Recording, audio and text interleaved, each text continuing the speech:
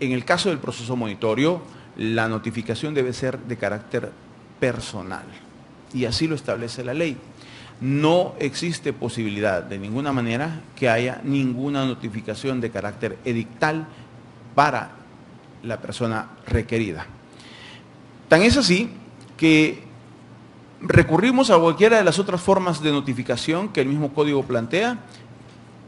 Si no sabemos domicilio, el lugar donde fuera encontrado, y si lo ignoramos, pues entonces los juzgados de menor cuantía de la capital de la República de El Salvador. Se tiene que establecer el origen y la cuantía de la deuda en forma clara. Por supuesto, debe establecerse el conjunto de hechos que dan nacimiento a la obligación de la deuda, o los supuestos fácticos que dan lugar al nacimiento del crédito que se está pidiendo su cumplimiento a través del proceso monitorio. Es decir, debe necesariamente establecerse la causa por la cual se está pidiendo. Porque el juez debe de analizar, como ya dijimos, debe de examinar en forma detenida la documentación y la petición monitoria. Y los documentos, por supuesto, deben ser agregados en forma tal que establezcan fehacientemente la existencia de esa obligación. Y esta es una característica muy principal del proceso monitorio, porque es flexible en cuanto a la documentación, no como sucedería en un juicio ejecutivo como tal, que definitivamente tendríamos que contar con un título ejecutivo. En cambio aquí podríamos contar con los documentos cuyos ejemplos he mencionado anteriormente y que plantean en todo caso la posibilidad de reclamarse esa obligación. Bien, ahora, ¿qué es lo que sigue inmediatamente después de ser presentada la petición de requerimiento de pago? El requerimiento de pago, por supuesto, da paso al análisis que hace el juez del cumplimiento de toda una serie de requisitos y además, por supuesto, de la fehaciencia que contenga o de los documentos en los cuales se contenga la obligación. De tal forma que el juez tendrá dos posibilidades: admitir o rechazar.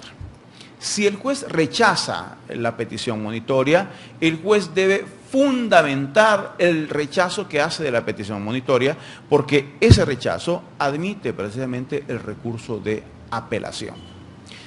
Si el juez admite la apelación, el requerimiento de pago que se está haciendo, entonces el juez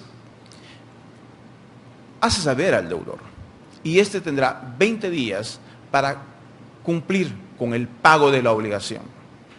En este punto quiero ser claro que el pago puede ser total, y la ley habla de un pago total, nunca se menciona de un pago parcial, pero hay una solución muy clara en esa situación, y es precisamente que podemos equiparar la pluspetición, en este caso, del pago parcial. Si hay un pago parcial, entonces el monitorio o la ejecución se seguirá precisamente por el resto de lo que no se ha pagado. Como también, por supuesto, durante esos 20 días, el requerido podrá no comparecer. En caso de incomparecencia, lo que procede por parte del tribunal, en caso del juez, por supuesto, es dictar la resolución que conforme a derecho procede y con esa resolución ejecutar al deudor, precisamente porque no hizo uso. Los españoles mencionan mucho el hecho de que la persona que es requerida debe comparecer a pagar o a decir las razones por las que no paga. Y si no comparece, pues evidentemente se le da paso al título ejecutivo que es creado y en ese sentido, pues ejecutar al deudor. Y la oposición, por supuesto, si se presenta a oponerse, que es lo que da lugar entonces a la inversión de la iniciativa del contradictorio. En este caso debo mencionar que la oposición, si es total, el monitorio culmina, sin más preámbulo, que evidentemente decir que las personas tienen que ventilar en un juicio, en un proceso abreviado, denominado proceso abreviado, el reclamo de la obligación. Y si es parcial, pues entonces la misma ley en el artículo 496 habla precisamente de la pluspetición, que evidentemente la oposición se tendrá solamente por una parte y por la otra, pues por supuesto se tendrá como si realmente se cumplió. Pero decía yo hace un momento que el monitorio en nuestra legislación se plantea dos tipos de monitorio, no solamente de deuda dineraria, sino también de obligaciones de dar, de hacer, no hacer o dar, que están establecidas a partir del artículo 497 al 500 del Código Procesal Civil y Mercantil. En ese sentido, debo ser claro, que el legislador planteó, precisamente porque la figura es proceso monitorio, que en estos casos debe ser el mismo trámite a seguir. Debe necesariamente concurrir, demostrar con fehaciencia la existencia de la obligación, del cumplimiento de una de las obligaciones que establece, por supuesto, el artículo 497, y dar los 20 días. En caso de incumplimiento, por supuesto, en caso de no comparecer, pues se le constriñe a que cumpla con la obligación. Algo muy importante que debo decir en general sobre el proceso monitorio es que el proceso monitorio no es una figura novedosa en el mundo jurídico. Sobre el proceso monitorio realmente hay mucho que hablar y empezamos a hablar precisamente desde el derecho romano, pasando por la Edad Media, llegando a Italia y por supuesto se perfecciona en Alemania. Ellos cuando lo toman por el intercambio comercial en la Edad Media, pues llega a Alemania y además por supuesto se perfecciona. Y el proceso monitorio, que es denominado puro, ese proceso monitorio, por supuesto, es el proceso monitorio que Alemania tiene, en donde además, por supuesto, no se requiere documentación para exigir el cumplimiento de una obligación o para requerirle pago a alguien. Más bien, basta con concurrir a la oficina correspondiente y decir que existe una obligación y empieza el trámite para exigir el cumplimiento al requerido de pago. Gracias, doctor. Con el doctor Saúl Ernesto Morales, muy bienvenido, le agradezco mucho su presencia. Doctor, de la conversación que acaba de darnos nuestro doctor Ramírez Melara, ¿cómo encuentra usted la utilidad práctica con respecto al proceso monitorio que se da en nuestros tribunales? Bueno, primero dándole las gracias por esta oportunidad que me dan esta tarde de estar con ustedes. Y sobre la pregunta, pues es bien interesante esta nueva figura, la modalidad que tiene. Yo creo que en nuestra legislación anterior ya existía implícitamente esta figura.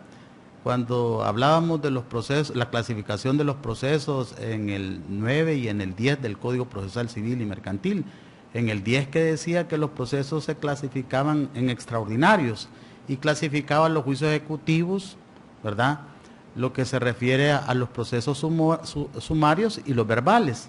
Las características que tiene este caso del monitorio, casi en su forma de actuar, se parecía al verbal, pero es bien interesante la utilidad que tiene hoy, pues porque en la anterior normativa se veían las personas complicadas cuando no tenían un documento para probar aquellas deudas que pasaban de más de 200 colones. Ya que, por ejemplo, si nosotros vemos en el artículo 1580 del Código Civil, dice que toda deuda que sobrepase de 200 colones deberá constar por escrito. Entonces, este proceso vino a romper ese precepto legal, pero a la vez nos permite que se aplique la libertad probatoria que establece el nuevo código en el artículo 330, donde nos da la libertad probatoria. Obviamente, lo único que tendrá que respetarse son los principios en cuanto que la prueba sea lícita, lo que habla el artículo 316. En ese sentido, pues, la utilidad de este nuevo proceso es que ya se abandona aquella frustración que había en la práctica que decía, bueno, si lo llamamos a un conciliatorio, simplemente el abogado les asesora que no lleguen y ahí terminó todo. Pero en este caso es un proceso sumamente rápido, pero en alguna manera va a ser de mucha utilidad para producir un título ejecutivo y obviamente tener la fuerza ejecutiva para que un proceso posterior pueda ejecutarse forzosamente y dársele lo que es el principio de plena satisfacción, ¿verdad? Entonces yo creo que sabiéndole dar la buena utilidad, sí viene a resolver un vacío que teníamos en la práctica forense de no poder producir una prueba cuando eran cantidades grandes, si no teníamos una evidencia como prueba documental, como base, y no podíamos ni siquiera presentar testigos.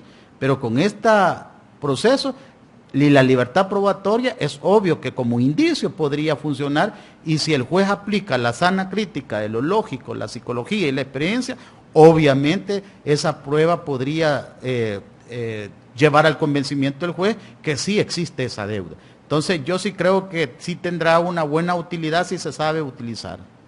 Gracias, doctor. Doctor Ramírez,